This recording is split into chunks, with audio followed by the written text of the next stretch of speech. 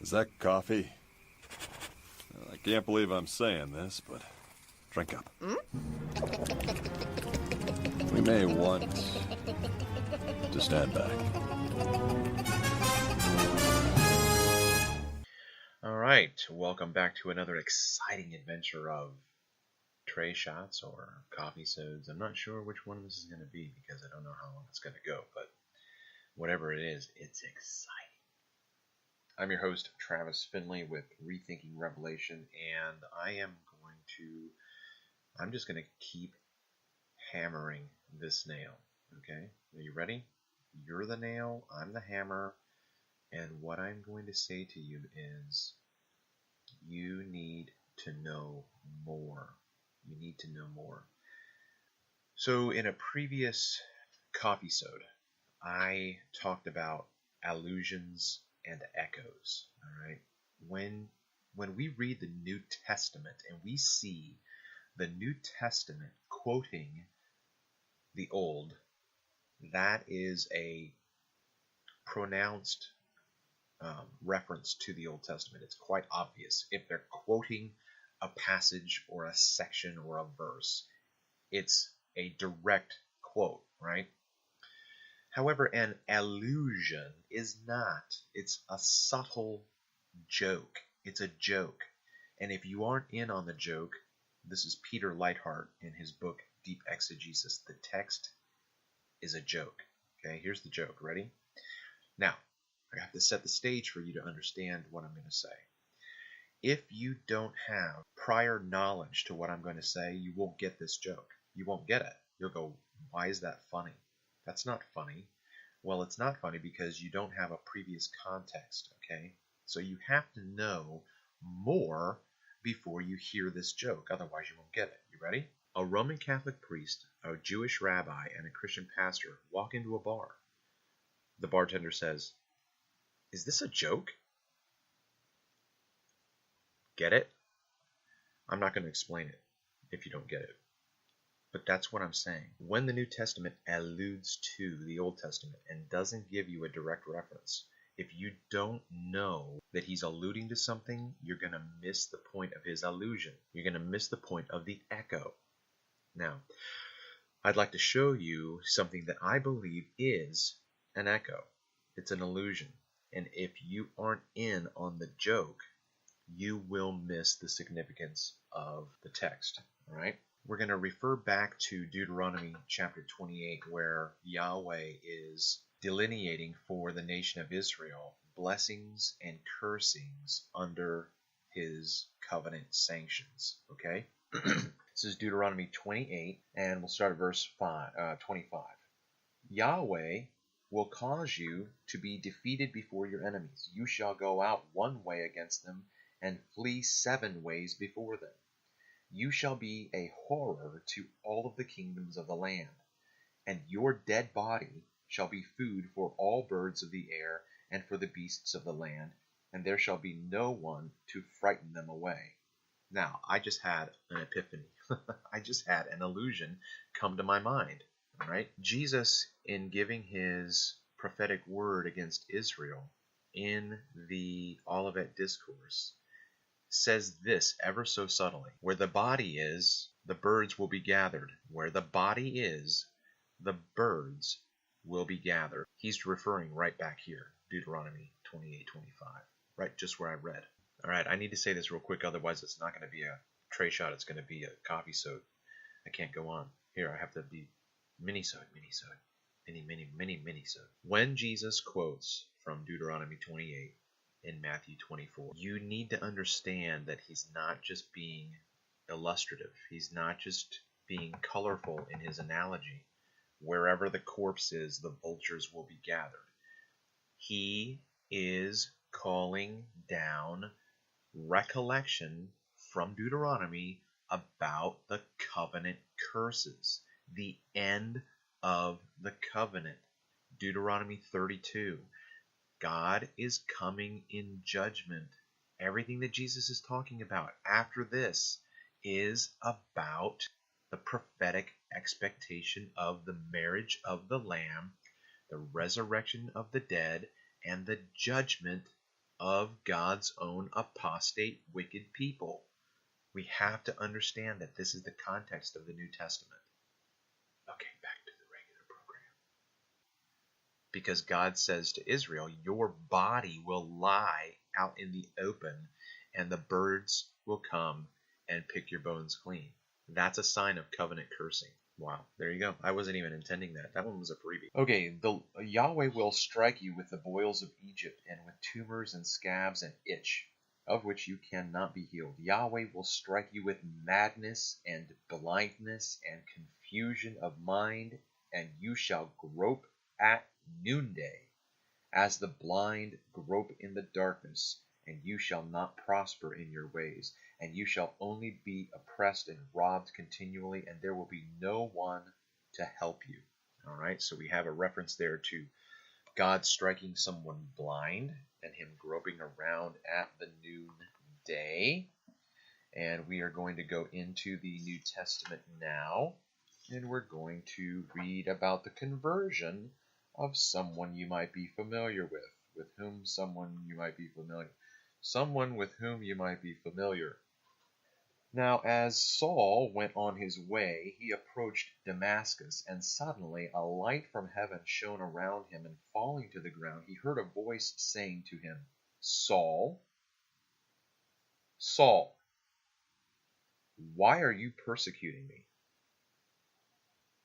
And he said, Who are you, Master? And he said, I'm Jesus, whom you are persecuting. But rise, enter the city, and you will be told what you are to do. The men who were traveling with him stood speechless, hearing the voice, but seeing no one. Saul rose from the ground, and although his eyes were open, he saw nothing. So they led him by the hand and brought him into Damascus. And for 3 days he was without sight, and neither ate nor drank. Now, that was Luke's account. Listen to Saul's account of his encounter with Christ. Giving his defense, he says, I am a Jew, born in Tarsus in Cilicia, but brought up in this city, educated at the feet of Gamaliel, according to the strict manner of the law of our fathers, being zealous for God, as all of you are this day. I persecuted this way to the death, binding and delivering to prison both men and women, as the high priest and the whole council of elders can bear me witness. From them I received letters to the brothers, and I journeyed toward Damascus to take those also who were there, and to bring them in bonds to Jerusalem to be punished. As I was on my way and drew near to Damascus, about noon, a great light from heaven suddenly shone around me, and I fell to the ground, and I heard a voice saying to me, Saul, Saul, why are you persecuting me? And I answered, Who are you, Master? And he said, I am Jesus of Nazareth, whom you are persecuting. Now those who were with me saw the light, but did not understand the voice of the one who was speaking to me. And I said, What shall I do, Lord? And he said to me, Rise and go into Damascus, and there you will be told all that is appointed for you to do. And since I could not see because of the brightness of that light, I was led by the hand by those who were with me, and came into Damascus. All right? Now listen, if you don't know, if you're reading the New Testament as a young Christian, or even a middle-aged Christian, but you are not familiar with the Old Testament story, you will read this account in the book of Acts, and you'll understand what you're reading. You'll understand what Paul is giving an account of, but you will miss the deep echo and allusion to what Paul is saying to his audience. Paul is telling his audience something so that when they hear it, they're in on the joke, and they know what Paul is referring to. Okay, in case you don't remember, let's go back to Deuteronomy 28 again now. Okay, Paul said, At noon a bright light shone, I was blind, and had to be led by the hand.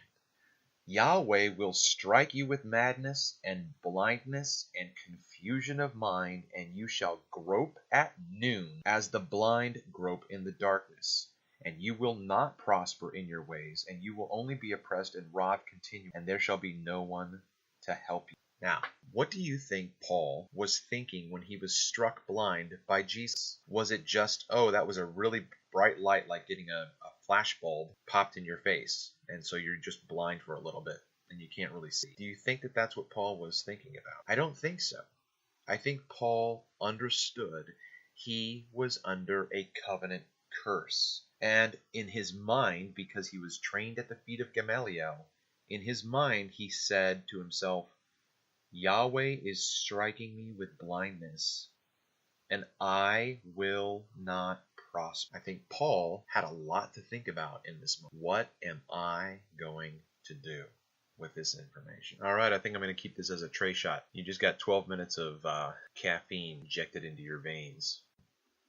Okay, so this is how crazy it is. I completely didn't even get to the point that I was trying to make originally with my TreShot. Okay, so now this is almost like a coffee soda TreShot. Okay, so here we go. Everything that I did in the TreShot, keep. But this is what I wanted you to... Alright, listen, ready? Okay, you have to listen to the joke. Listen carefully. Okay, here's where I was going to go, and then got distracted with everything else that's in my head. Alright, here we go. Deuteronomy 32. Yahweh guided Israel. No foreign god was with him. Yahweh made him ride on the high places of the land. He ate the produce of the field, suckled him with honey out of the rock, oil out of the flinty rock, curds from the herd, milk from the flock, fat of lambs, rams of Bashan, and goats, the very finest of wheat, which makes beer. You drank foaming wine from the blood of the grape. But Jeshurun grew fat and kicked. You grew fat, stout, and sleek. Then you forsook God who made him. Then he forsook God who made him, and scoffed at the rock of his salvation. They stirred him to jealousy with strange gods. Okay, here comes the joke. This is the joke, and I am going to stand by it. Where am I going? Oh, okay, here is the joke. You ready? All right, now this is a second account that Paul is giving. Now he's giving it to Agrippa. All right? In this connection, I journeyed to Damascus with the authority and commission of the chief priests. At midday, O king, I saw on the way a light from heaven brighter than the sun that shone around me and those who journeyed with me. And when we had all fallen to the ground, I heard a voice to me in the Hebrew language saying, Saul, Saul, why are you persecuting me? Is it hard for you to kick against the goads? I said, Who are you, Master? And he said, I am Jesus, whom you are persecuting. Now, it was ever so subtle. Did you hear it? In Deuteronomy 32, the indictment against Israel in her future is, but Jeshurun grew fat and kicked. The imagery is of a stubborn domestic animal. Jeshurun grew sleek and fat and kicked, rebelled. When Paul accounts here that Jesus says to him, is it hard for you to kick? Paul again heard the tapping of the foot. He heard it. He heard the horseman's hooves coming for him. He heard Jesus saying, Paul, you are going to be destroyed unless you humble yourself under my yoke. Come to me because you are so heavy laden and weary, and I will give you rest. All right, thanks for listening. This is Travis Finley with TreShots with rethinking Revelation. Until next time, my voice just cracked. Until next time!